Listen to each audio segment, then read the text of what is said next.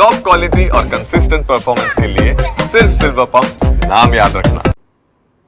Welcome back. ઉત્તરાખંડની વાત કરીએ, રસ્તા પર હેલિકોપ્ટરનું ઇમરજન્સી લેન્ડિંગ કરવું પડ્યું હતું। કેદારનાથ માર્ગ પર બડાસુમાં લેન્ડિંગ કરવામાં આવ્યું હતું। ક્રિસ્ટલ એવિએશનના હેલિકોપ્ટરમાં ટેકનિકલ ખામી સર્જાતા ઇમરજન્સી લેન્ડિંગ કરવું પડ્યું હતું।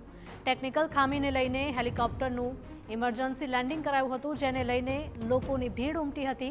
હેલિકોપ્ટરના પાયલટને સામાન્ય ઈજાઓ પહોંચી છે, પરંતુ તમામ યાત્રિકો સલામત હોવાનો દાવો છે। મહત્વનું છે કે આ ઘટનાને લઈને આસપાસના વિસ્તારમાં પણ અફરાતફરી મચી ગઈ હતી અને લોકો સ્થળ પર દોડી ગયા હતા। જોઈ શકાય છે કે રસ્તાની વચ્ચોવચ્ચ પડ્યું છે હેલિકોપ્ટર। હાલ દુર્ઘટનામાં કોઈ જ જાનહાનિના અહેવાલ નથી અને મોટી દુર્ઘટના ટળી છે।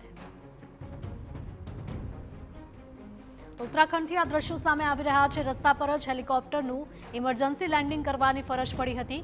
કેદારનાથ માર્ગ પર બડાસુમાં લેન્ડિંગ કરવું પડ્યું હતું।